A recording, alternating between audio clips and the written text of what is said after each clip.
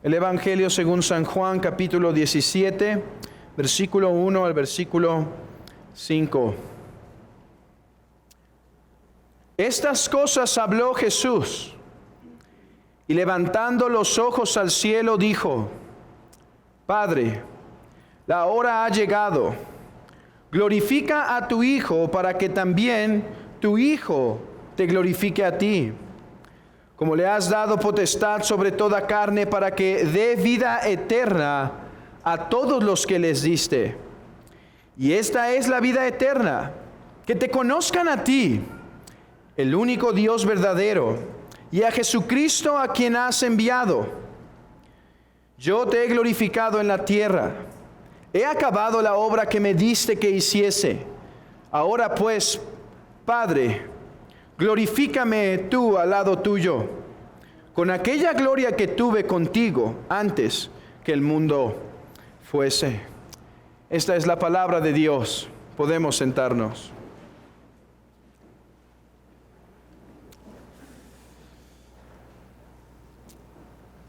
Hemos ya considerado, hermanos, que Juan 17 nos muestra una fase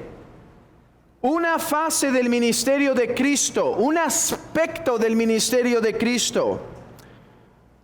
Me refiero a su oficio sacerdotal. Cuando Cristo levanta los ojos al cielo para orar, está intercediendo. Se encuentra rogando al Padre por otros. Y esta intercesión nos recuerda de su ministerio como sacerdote. Este oficio de sacerdote tenía al menos dos componentes. En primer lugar, el sacerdote ofrecía oblaciones, esto es, sacrificios de paz, sacrificios que procuraran la paz entre Dios y el pueblo. Pero no solo el sacerdote hacía oblación, también hacía intercesión. El incienso del tabernáculo y las piedras que llevaba el sacerdote en su pecho nos recuerda del ministerio de Cristo, que intercede por su pueblo, que ruega por su pueblo. Esto lo explicamos la semana pasada en detalle. De hecho, pasamos prácticamente la hora completa explicando esto. Y enfatizamos la semana pasada tres características de la intercesión de Cristo. Aunque ya había intercesión en el antiguo pacto por medio de los sacerdotes que Dios ponía, la intercesión de Cristo es mucho más excelente y más deseable, porque su intercesión es eterna, porque Él es eterno. Su intercesión es santa, porque Él es santo. Su intercesión es fiel, porque Él es el que cumple el pacto. Así que, a manera de consolación, la iglesia pudo conocer con más detalle este oficio de sacerdote, particularmente el aspecto de intercesión y lo hermoso que hace la intercesión de Cristo, su persona. Debido a la persona que es Cristo, la intercesión es excelente. Alguien más podría interceder por mí, pero tal intercesión de nada me serviría. Por eso dice el apóstol a los hebreos, dice que tal sumo sacerdote nos convenía, santo, apartado de Dios, apartado por Dios de los hombres. Perfecta intercesión en la que la iglesia descansa. Mi propósito era empezar el versículo 1, pero meditando esta semana un poco más sobre Cristo como nuestro sacerdote, vinieron a mí algunos pensamientos que me impidieron empezar en el versículo 1.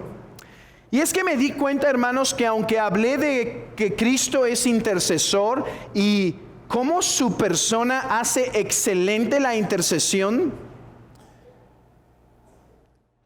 en realidad no hablé nada de la naturaleza de la intercesión de Cristo. Hablé de que Él es intercesor, hablé de cómo su persona hace excelente la intercesión, pero no dije prácticamente nada de qué naturaleza es la intercesión de Cristo, en qué consiste, cómo se realiza.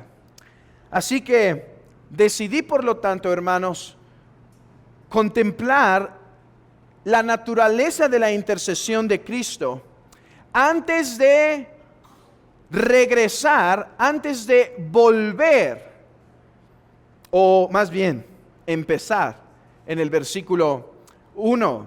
Hermanos, no tengo prisa en acabar Juan y no tengo prisa en acabar Juan 17.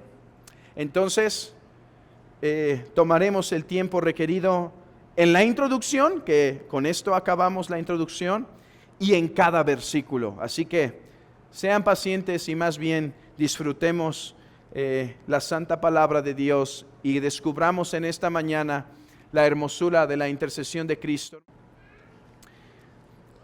¿Cómo es la intercesión que Cristo ofrece por nosotros, hermanos? ¿En qué consiste? ¿De qué cuenta? ¿Cómo ocurre esta intercesión? Estas son algunas de las preguntas que me gustaría resolver. Quiero aclarar algo. No pienso que todas estas preguntas las responde Juan 17. Algunas de ellas sí, otras no. Para responder algunas de las preguntas tendremos que ir a otros textos, como Hebreos y demás, y el Antiguo Testamento. Así que quiero aclarar que esto no es tal cual la exposición del versículo 1, como lo he dicho, sino todavía un aspecto introductorio al sacerdocio de Cristo. La primera cosa que debemos notar de la intercesión de Cristo es que esta es esencialmente diferente a la del hombre, porque el hombre ruega a Dios por los méritos de otros, pero Cristo ruega a Dios por nosotros, por sus propios méritos. Cuando leemos Juan 17, lo cual hemos hecho, y vemos la oración de Cristo, vemos una gran diferencia a la forma en la cual Él nos pidió que oremos.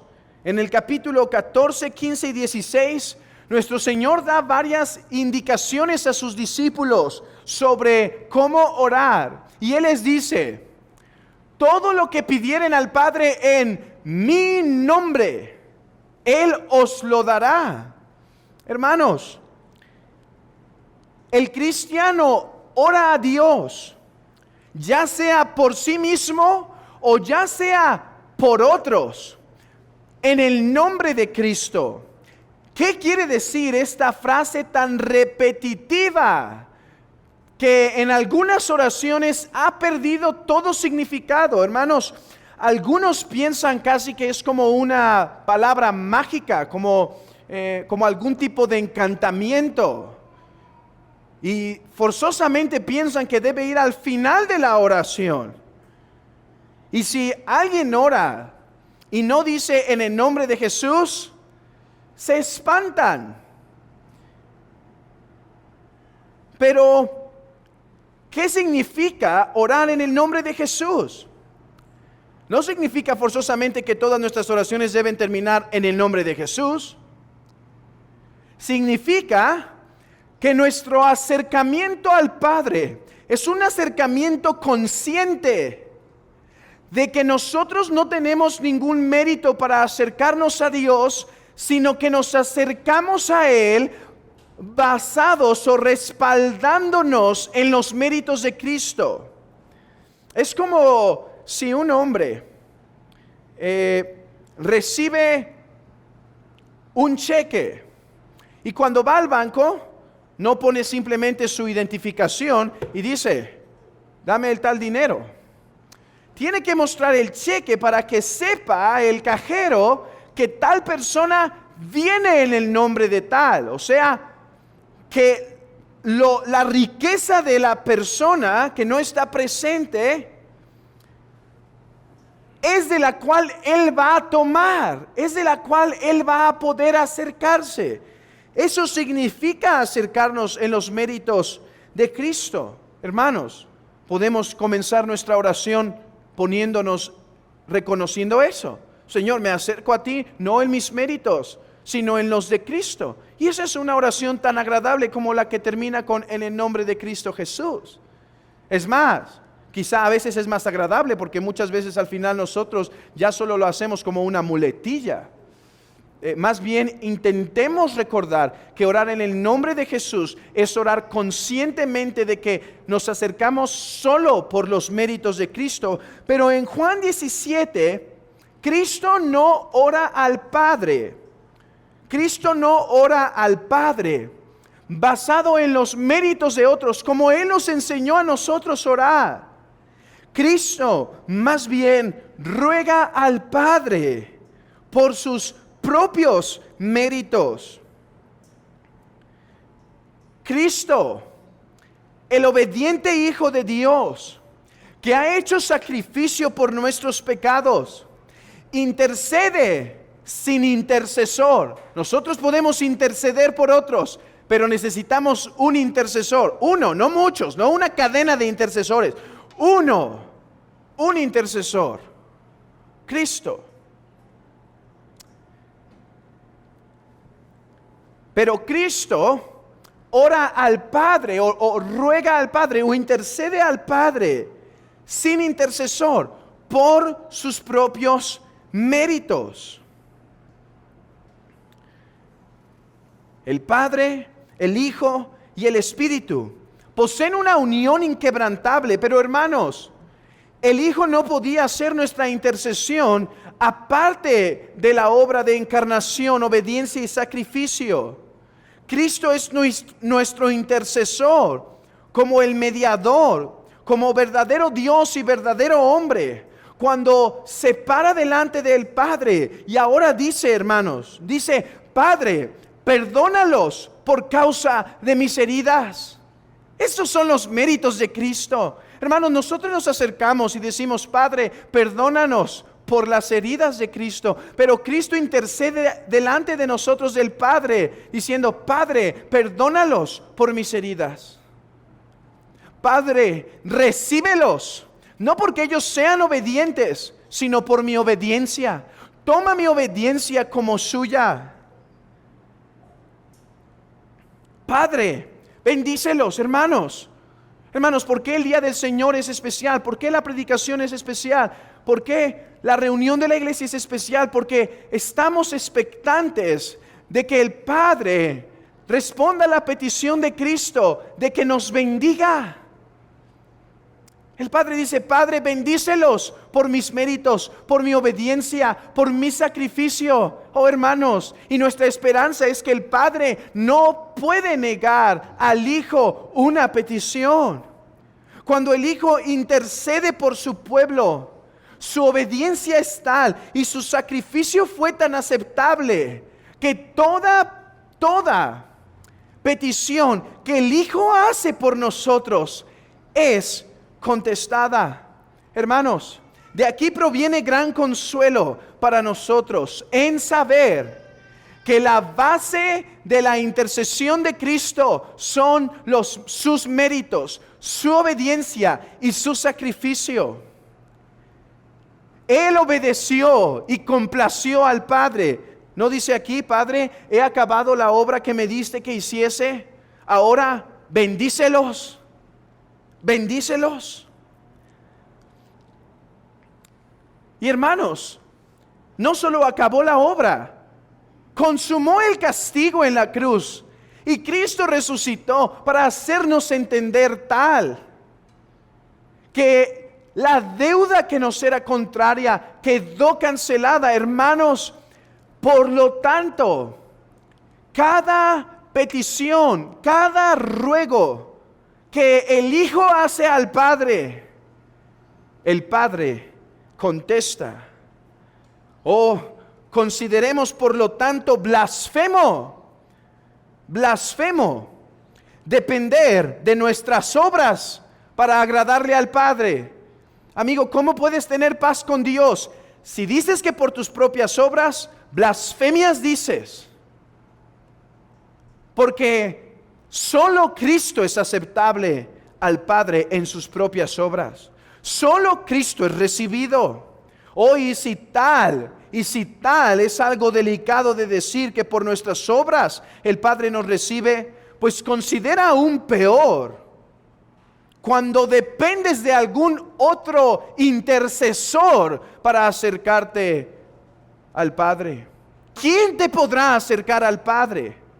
¿Quién es verdadero Dios y verdadero hombre como para poder unir, para poder vincular, para poder reconciliar a la humanidad caída con el santo Dios? María, con toda y el respeto que merece del cristiano, hermanos, la Escritura la llama una mujer bienaventurada, una mujer bendita, y debemos tener cuidado en cómo nos referimos muchas veces, porque a veces por nuestro celo caemos en el error de no llamarla como la Biblia la llama, bienaventurada. Fue bienaventurada, pero no es intercesora. No es intercesora. Y cualquier otro santo no es intercesor. Tal pensamiento quita a Cristo de su trono, cuando Él es el único que ha obedecido, el único que se ha sacrificado por nuestros pecados. ¿Cómo María podrá interceder por ti? ¿Acaso murió por ti? ¿Acaso Pablo murió por ti? ¿Acaso San Judas Tadeo murió por ti? Cristo es suficiente intercesor porque sus méritos son suficientes y nadie más tiene méritos delante del Padre. Nadie más tiene méritos. Hermanos, que Cristo es el sacerdote bajo sus propios méritos nos hace acercarnos con confianza al Padre, porque mientras Cristo sea nuestro abogado, no tenemos que llevar nosotros nuestras listas de buenas obras como si las tuviésemos para ser recibidos. No, hermanos, cada vez que nos acercamos en oración al trono de la gracia, el Padre huele el aroma de Cristo, su obediencia, su perfume llena el lugar.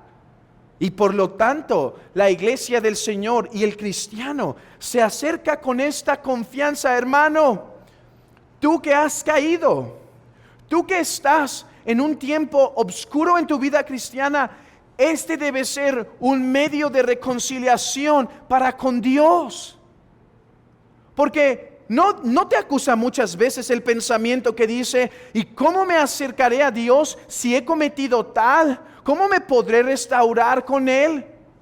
Y entonces, no te acercas a Dios, te sigues manteniendo lejos de Él, caes más. ¿Sabe esto? Tienes uno que intercede por ti en sus propios méritos, no necesitas los tuyos. Deberías dejar de batallar, pecador. Deberías dejar de intentar ganar tu salvación por las obras. No hay lugar para las obras. Cristo es suficiente intercesor. Sus méritos nos acercan delante del Padre. Pero Juan 17, hermanos, nos enseña otro aspecto de la intercesión de Cristo que creo vale la pena que notemos para nuestra edificación. Y es que vean el versículo 1, cuando dice: estas cosas habló Jesús y levantando los ojos al cielo dijo. ¿Qué nos enseña la postura de Jesús?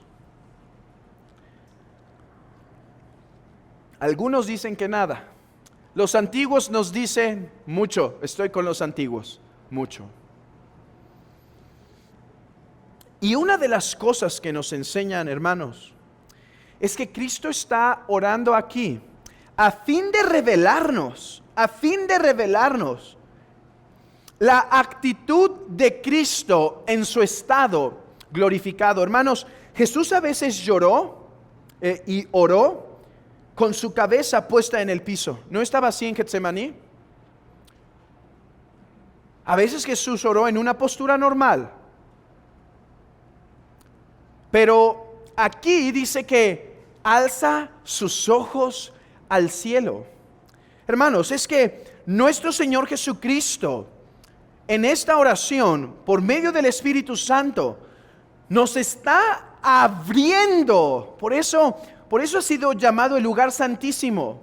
Porque el Espíritu Santo en esta revelación nos está abriendo para que entendamos la intercesión que Cristo hace por nosotros durante toda la eternidad. Sus ojos al cielo, esta postura erguida en nuestro Señor no muestra orgullo como en el fariseo de Lucas, que con mucho orgullo se acerca diciendo: Señor, yo no soy tan malo, y este sí es bien malo, y yo hago bien, cosas muy buenas, escúchame a mí. No, más bien Cristo se está acercando aquí como el que ha consumado la obra. No es lo que dice en el contexto: Padre, he acabado la obra que me diste que hiciese. No falta todavía la cruz, sí falta, pero Cristo está hablando aquí como si todo estuviese consumado, porque nos está intentando revelar para nuestra consolación la actitud que Cristo tiene para con su iglesia en los cielos, en su estado glorificado. ¿Qué es el lugar santísimo? El lugar santísimo es donde está la presencia de Dios, donde solo una vez al año el sacerdote entraba. Juan 17 es llamado el lugar santísimo de las Escrituras, porque aquí tenemos a Cristo, nuestro sacerdote, entrando en las cortinas, atravesando las cortinas y mostrándonos cómo Él intercede por nosotros en el estado de gloria. Por eso hay ese contexto, este lenguaje: Padre, dame la gloria que tuve contigo antes de que el mundo fuese. Está hablando como si estuviese consumado todo, porque uno de los propósitos de esta oración es revelarnos el corazón de Cristo. Hermanos, estoy de acuerdo con lo que dijo Thomas Goodwin, y recomiendo ese libro en su pequeño librito llamado El corazón de Cristo. Léanlo si pueden. Si quieren encontrar un tratado experiencial de cómo Cristo nos ama, lean ese librito, El corazón de Cristo. Y en su libro argumenta a través de Juan 14 hasta el 17 que lo que Cristo está intentando hacer con su iglesia, esto lo expliqué cuando empecé Juan 14, es que ahora que se va, le está intentando decir: me voy, pero yo enviaré el Espíritu, me voy, pero los volveré a ver. ¿Recuerdan? Es como si el esposo está consolando a la esposa porque ya se le va, y ella está muy afligida y está muy triste y está muy angustiada, y entonces él empieza a decir: no, pero te amo, querida. No, pero mira, regreso y vamos a ir a este lugar. Mira, regreso y vamos a hacer esto. Regreso y voy a traer esto del lugar a donde voy. Es lo que Cristo está haciendo. Amada manada pequeña, me voy, pero regreso pronto porque les amo. Regreso por ustedes. Voy a regresar. Y entonces, hermanos, como parte de ese propósito de mostrarnos su corazón por nosotros, ahora nos revela su oración, hermanos. Una tentación de la iglesia es pensar que Cristo ahora está en gloria. Cuando estuvo en la tierra se podía compadecer de nosotros, pero ahora en el estado glorificado, donde ya está exaltado hasta lo sumo, se puede olvidar de nosotros. Pero esta oración nos la pone el Espíritu Santo para que entendamos que en el estado de gloria Cristo sigue estando tan vinculado con su iglesia, no preocupado, pero sí ocupado con su iglesia como lo estuvo en la tierra. La actitud de Cristo en los cielos, en el estado de gloria, es de seguir pidiendo por ella, es de seguir buscando su bien, es de seguirla enseñando, instruyendo, corrigiendo, guardando. Hermanos, Juan 17 nos muestra su corazón. Mire lo que dijo un autor. Cuando Aarón entró al lugar santo, sus campanas sonaban. ¿Recuerdan la campana que tenía en sus vestidos? Asimismo, Cristo, habiendo entrado en el cielo, su intercesión da sonidos melodiosos a los oídos de Dios. Aunque Cristo está exaltado en gloria, no ha dejado a un lado las entrañas de compasión por nosotros, sino que todavía está consciente de su cuerpo espiritual, la iglesia, como José estaba consciente de su padre y sus hermanos cuando estaba exaltado en la corte. ¿Recuerdan? José, exaltado al lado de Faraón, y se olvidó de su padre y de sus hermanos. No, cuando llegan los recibe. Dice, así ahora Él intercede por nosotros. Juan 17 es la campana. Juan 17 es la campana que nos recuerda, no nos ha olvidado. Esta oración, el cielo nos fue abierto para que contemplamos cómo Cristo sigue ocupado por su iglesia. Estoy de acuerdo con lo que decían los antiguos. Es cierto que Cristo cesó su obra en un sentido, pero en otro sigue muy ocupado por ministrar a su santa iglesia. Hermanos, Él intercede por nosotros. Hermanos, ¿no nos da esto seguridad? ¿No nos da esto consuelo? Esto es lo que nos hace perseverar hasta el final. Que Cristo intercede es lo que nos da victoria sobre la tentación. Que Cristo intercede es lo que nos fortalece a seguir en este desierto. Él ruega por nosotros, hermanos.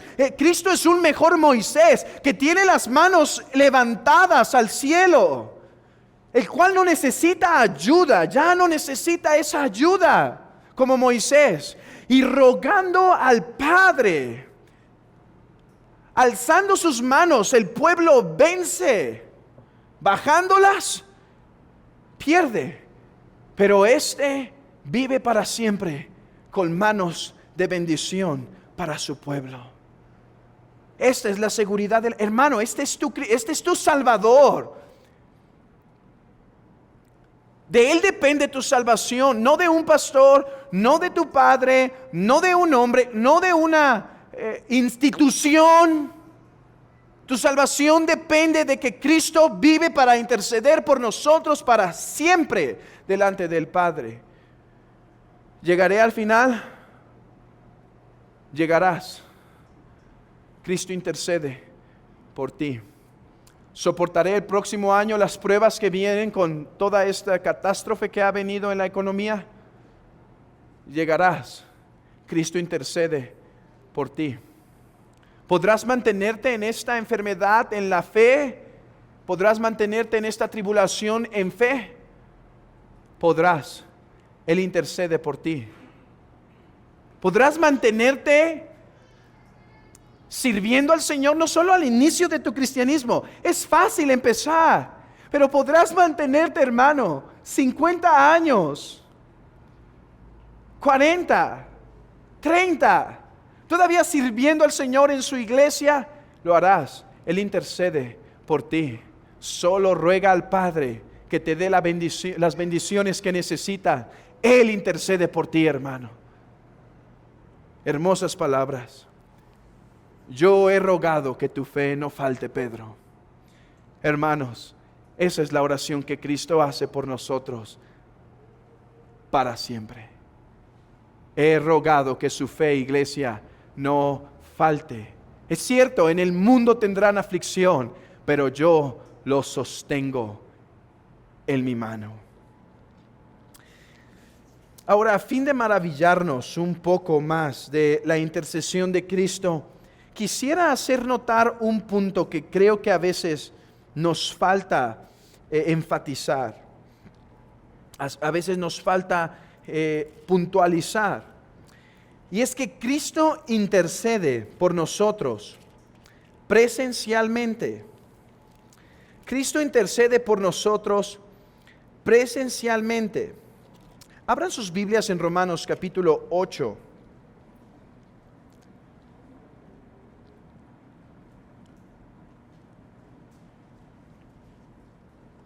Versículo 34. ¿Quién es el que condenará?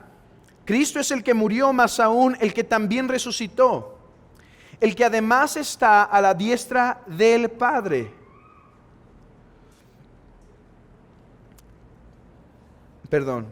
A la diestra de Dios, el que también intercede por nosotros. ¿Qué quiero decir con que Cristo intercede personalmente? Hermanos, lo que estoy intentando decir con esta frase realmente complicada es que Cristo en los cielos ya no intercede más por nosotros ante el Padre con ruegos, lágrimas y súplicas. Dice que ahora está a la diestra del Padre y así por lo tanto intercede por nosotros. Y si tuviésemos tiempo para revisar el libro de Apocalipsis, podemos ver que vemos a Cristo sentado en el trono o al lado del Padre.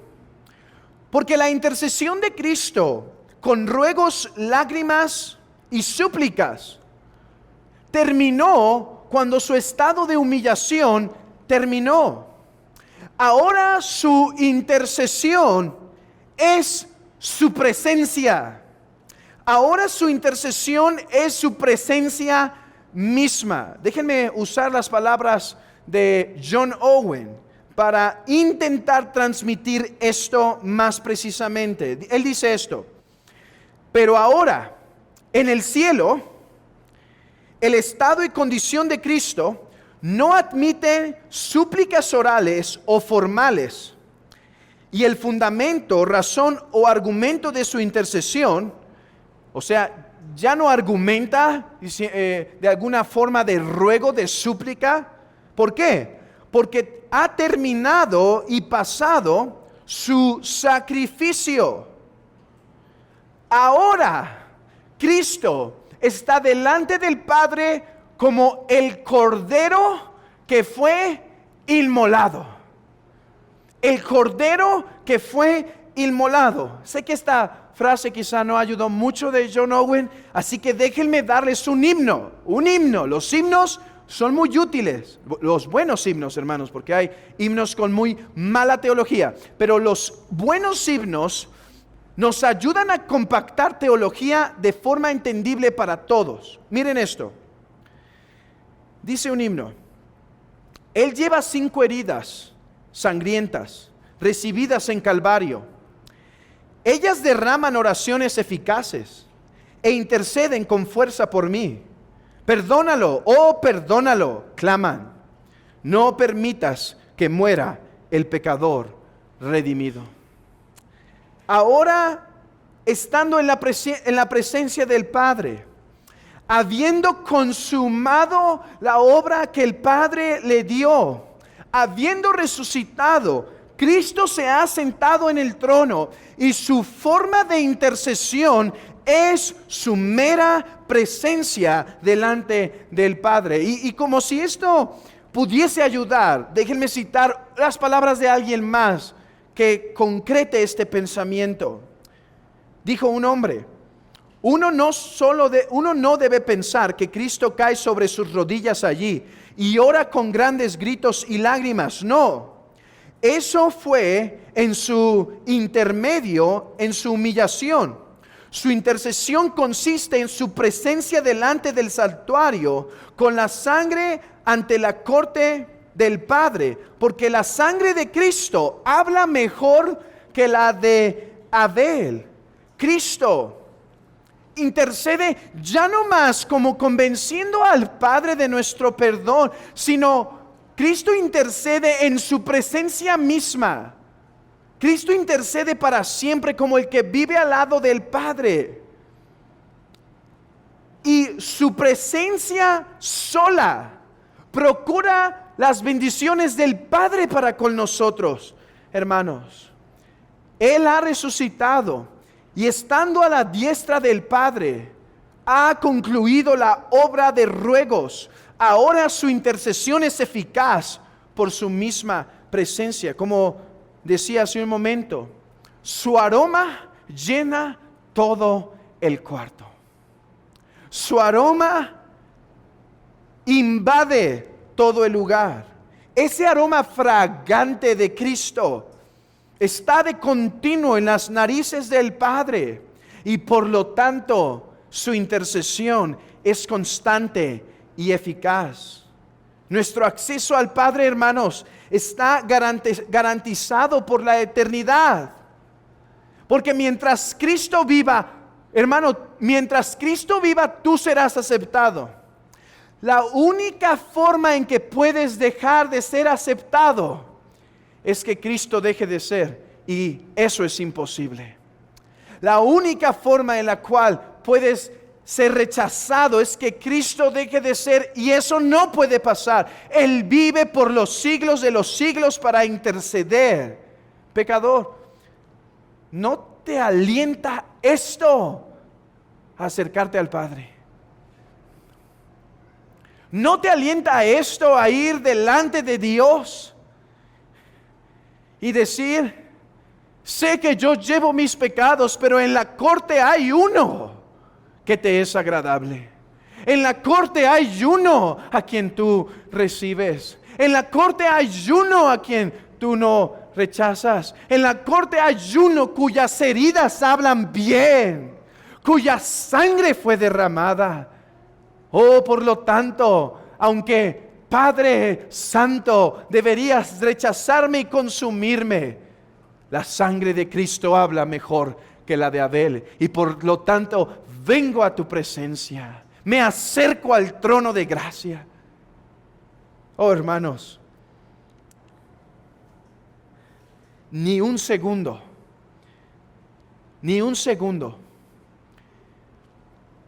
de diferencia hay entre la intercesión de Cristo y su aceptación. Él ha sido aceptado ya. Su intercesión ha sido aceptada ya. Así que cuando el diablo nos quiere acusar delante de Dios por nuestros pecados, digámosle: es cierto. Cuando nuestra conciencia lo quiera hacer y nos acuse por esa caída que tuvimos en la semana, por esa flaqueza en la cual cedimos, por ese mal carácter que tuvimos, por esa impaciencia con la que luchamos, y nos acusa el diablo y nuestra conciencia diciendo: pecador, pecador, ¿cómo te acercarás al trono de Dios? ¿Qué diremos? ¿Lo esconderemos? No, pero diremos: abogado tenemos, Jesucristo el justo. Ese es el propósito del apóstol Juan en Primera de Juan. Él dice: hermanos, es cierto que pecamos. Ahora, no estoy diciendo que entonces podemos pecar, pero si caemos, aún no tenemos delante del Padre a Jesucristo el justo, y Él intercede por nosotros. ¿Cuál es su intercesión? Ya quedó hecha su sacrificio. Ahora su presencia nos da aceptación.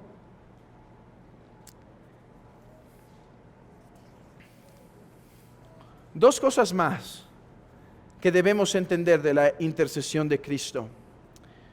Como un cuarto punto, su intercesión es eficaz. La intercesión de Cristo es eficaz. No me acuerdo qué autor dijo que Juan 17 no debe ser tomado como una oración en donde hay dudas sobre su respuesta. Más bien debe ser tomado como Génesis 1. Y dijo: sea la luz, y fue la luz. Así debe ser tomado Juan 17. Porque el Padre recibe al Hijo. ¿Por qué decimos que la intercesión de Cristo es eficaz? Una, por su persona. Su persona es excelente y no tiene ninguna razón por la cual pueda ser rechazado. Moisés oró y fue aceptado. Jacob, como príncipe, prevaleció contra Dios. Elías, por la oración, abrió y cerró el cielo. Pero ¿qué será la oración de Cristo comparados con ellos? Si Dios contestó la oración de Moisés su siervo, la oración y la petición de Jacob en su lucha contra el ángel, y la oración de Elías, ¿cómo no contestará la oración de Cristo, que es el Hijo amado? ¿Por qué la oración de Cristo es eficaz? Por su persona. Él es Dios verdadero, Hijo eterno que habita en el seno del Padre, y por lo tanto el Padre le ama y se complace en responder toda petición a Él. En segundo lugar, la oración de Cristo es eficaz por la unidad que hay de amor entre el Hijo y el Padre. Recordemos que el Padre y el Hijo son uno.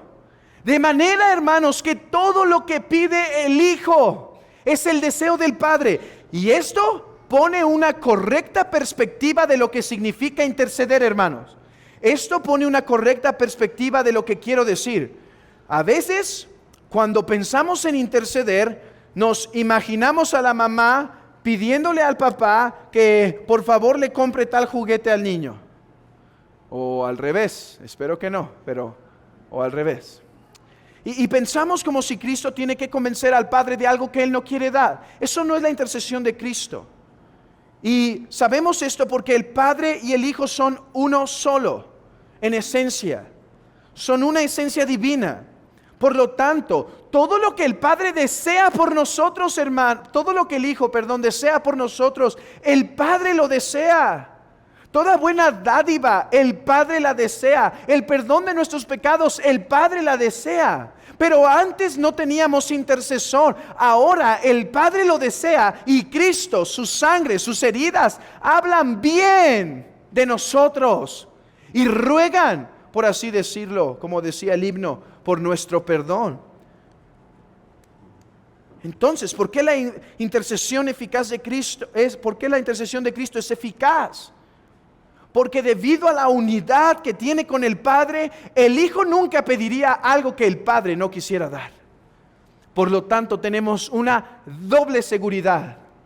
Toda petición que el Hijo hace al Padre, el Padre la quiere dar. Y deberíamos decir una triple seguridad, porque el Espíritu en esa unidad quiere bendecir.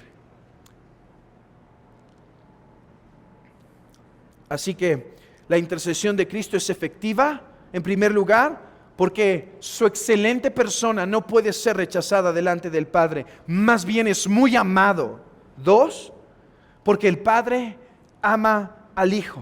3, porque el Padre y el Hijo son uno solo y por lo tanto siempre hay armonía. Pero una cosa más para tu consuelo, hermano. Porque Cristo tiene relación con su pueblo. Abran sus Biblias en Hebreos, capítulo 4, versículo 15.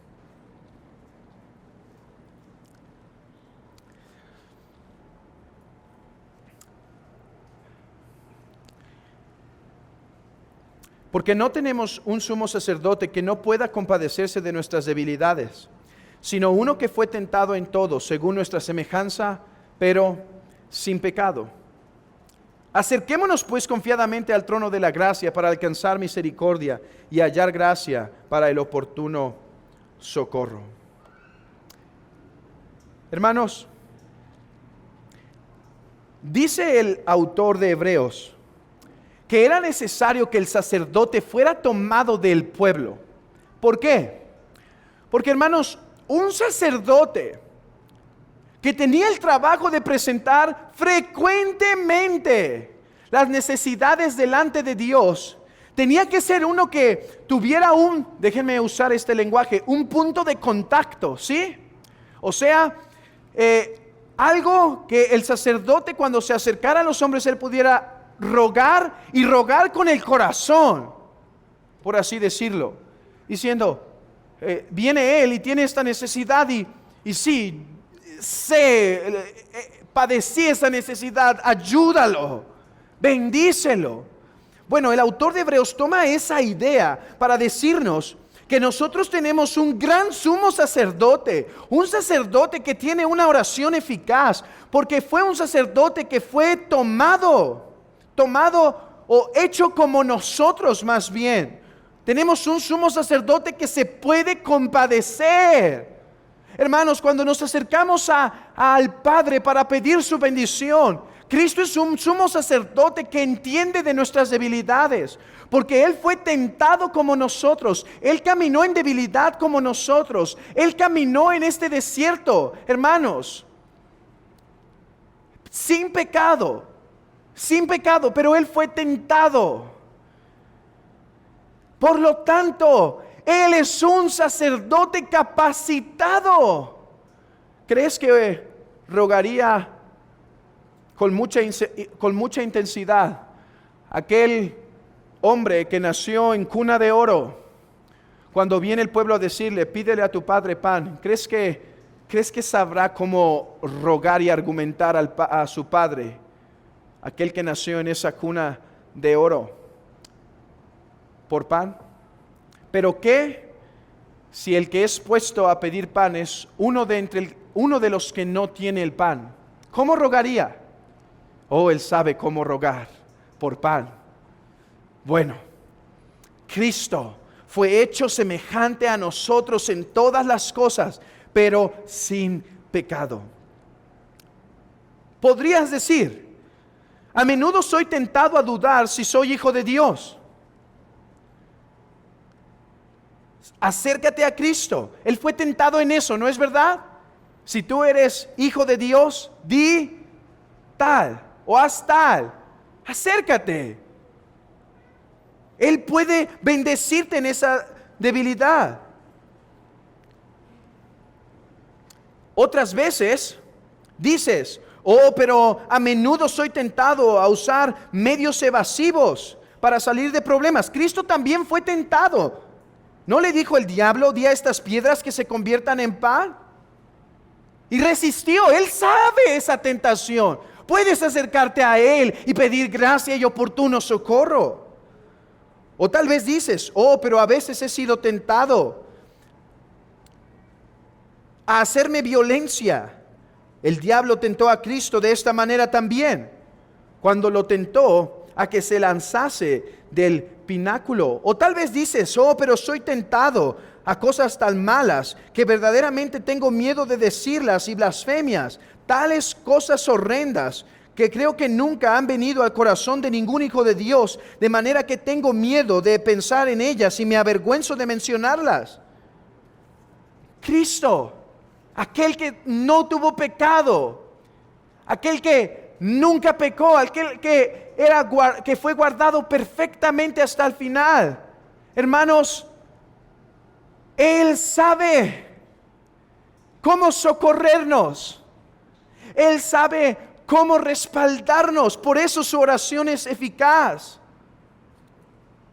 Por eso su oración es poderosa. Porque fue hecho hombre. Y como hombre padeció, y por lo tanto los hombres se pueden acercar a Él. Y Él es eterno sacerdote por nosotros.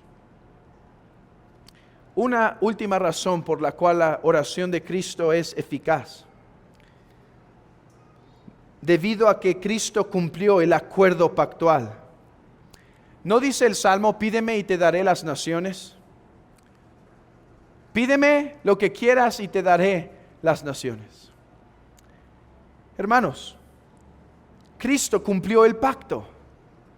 Cristo al venir a la tierra cumplió lo que el Padre le había requerido. Dice, Padre, he acabado la obra, ahora bendícelos. Debido a que Cristo consumó el pacto, tenemos seguridad porque nada quedó inconcluso. Terminemos con esto. En quinto lugar, la naturaleza de la intercesión de Cristo es fructífera. Fructífera. Las gracias que se desprenden de la intercesión de Cristo son muchas. Hermanos, no nos acercamos a un manzano con poco fruto. Es un manzano que te costaría distinguir si tiene más fruto que flores, más fruto que hojas. Un manzano con mucho fruto. La intercesión de Cristo es el consuelo de su iglesia. Consideremos algunas de estas bendiciones. La intercesión de Cristo nos da la bendición de la justificación. Cristo intercede delante del Padre para pedir nuestro perdón, para pedir el perdón de nuestros pecados. Esto ocurre el día de nuestra conversión, hermanos. Esto ocurre el día que nos acercamos al Padre y decimos: Padre, perdónanos. La intercesión de Cristo, su presencia, produce esa justificación. El Padre dice: sí, por los méritos de mi Hijo. Oh pecador, mira, el Padre dice sí, si te acercas en Cristo. El Padre no puede decir que no, porque Él ama al Hijo y ha quedado satisfecho. Y si el pecador se acerca humillado verdaderamente, y si el pecador se acerca angustiado verdaderamente por su pecado y dice: Padre, no me escuches a mí, escucha la intercesión de Cristo. Perdóname, Padre. El Padre ama al Hijo y todas las cosas le son dadas. ¿No te hace esto salir de tu estado condenado? Porque aparte de Cristo no tienes abogado delante del Padre. Tus obras no abogan por ti. Tu asistencia a la iglesia no aboga por ti. Los santos no abogan por ti. Cristo aboga. ¿Por qué quedarte pasivo? ¿Por qué quedarte a recibir la condenación? Ve esto, ¿no hace esto a Cristo atractivo para acercarnos al Padre? ¿Qué tienes que hacer para ser salvo? Cree en el Señor Jesucristo y serás salvo. ¿Qué tienes que llevar? ¿Qué buenas obras? ¿Qué limpieza tienes que hacer de tus pecados? Ve en tu suciedad, ve en tu mugre, ve en tus pecados. La sangre de Jesucristo nos limpia de todo pecado. Así sucio como estás, ve. Si te intentas limpiar, solo te vas a manchar más. Ve sucio y recibe la limpieza de Cristo. Pero no solo recibimos la justificación de su intercesión, ¿no recibimos también la santificación? ¿No oró Cristo: Padre, santifícalos en tu verdad?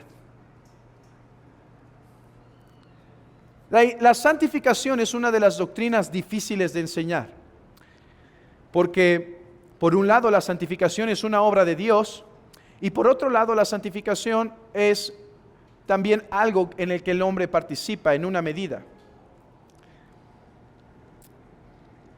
Pero deberíamos ver la santificación así. La santificación es la intercesión de Cristo, en donde pide al Padre que nosotros seamos purificados, santificados, y tal intercesión tiene frutos cuando la palabra nos limpia, cuando se nos pone en nosotros el querer como el hacer por su buena voluntad. La intercesión de Cristo es por gracia, no por obras. La santificación de cristiano es por gracia, no por obras. La santificación de cristiano es una obra que Dios hace en nosotros. Es cierto. El hombre no es pasivo en la santificación, como si simplemente tiene que quedarse en su cama y esperar a ser santificado. Pero es una obra de Dios por gracia, en donde Él obra en nosotros por los medios que ha puesto para que nosotros seamos llevados de gloria en gloria. Pero ¿qué tal la perseverancia? ¿No es un fruto que procede de su intercesión? Hermano, déjame volver a la santificación. Cuando te sientes más frío y más atrapado por la tentación, ¿a dónde miras? Lutero dijo: me veo a mí, imposible salvarme; lo veo a él, imposible perderme. Cuando estás en la tentación, cuando estás en ese momento de prueba, ¿a dónde mirarás? No podrás levantar una oración a Dios, a Cristo mismo, diciendo: socórreme, socórreme que perezco, líbrame de las manos del enemigo. Creo, pero ayuda mi incredulidad.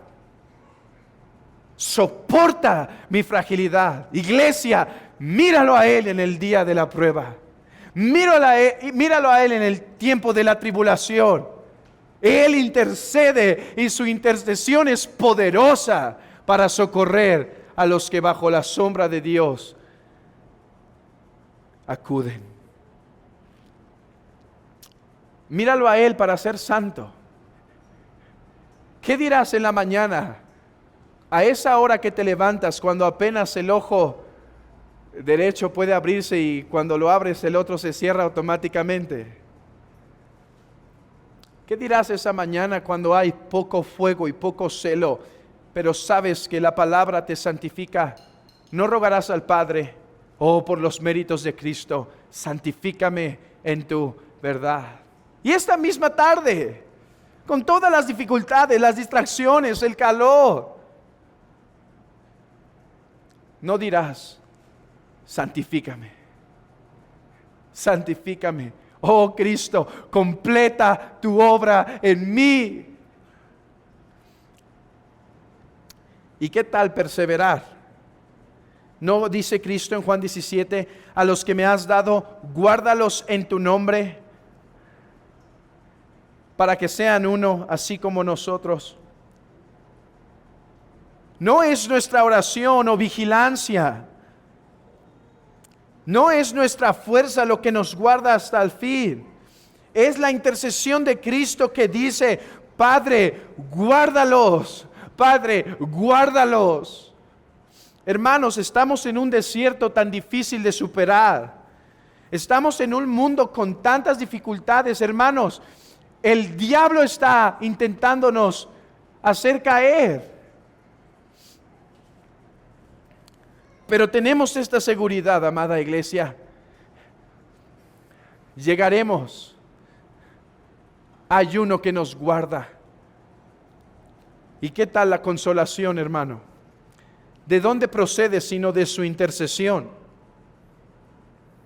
¿No dice en Juan 14:16: yo rogaré al Padre y Él os dará otro consolador? Todo aquello que sus elegidos necesitan en esta vida, a fin de ser capacitados para caminar el camino al cielo, a saber, la iluminación del Espíritu Santo, el confort del Espíritu Santo, la santificación del Espíritu Santo, el aliento, el consuelo. ¿De dónde viene sino que el Hijo intercede por su iglesia? Padre, consuélalos.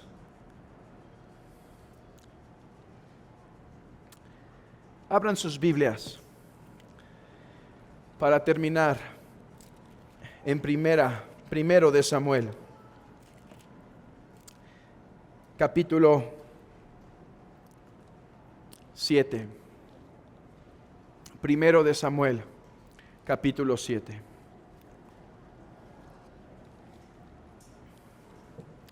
Iglesia, recibe estas palabras como las palabras de Cristo y las palabras de la iglesia a Cristo. Esta es la oración de la iglesia: no ceses de clamar por nosotros a Jehová nuestro Dios, para que nos guarde de la mano de los filisteos. A la luz de lo que has aprendido esta mañana, hermano, Pon estas palabras en tu boca en los tiempos de paz y en los tiempos de aflicción, en los tiempos de victoria y en los tiempos de tentación, en los tiempos de avance y en los tiempos de retroceso. Di como el pueblo dijo a Samuel: no dejes de clamar a nosotros, no dejes de clamar a nosotros. ¿Y cuál es la divina respuesta para la iglesia de Cristo? Samuel capítulo 12, versículo 17.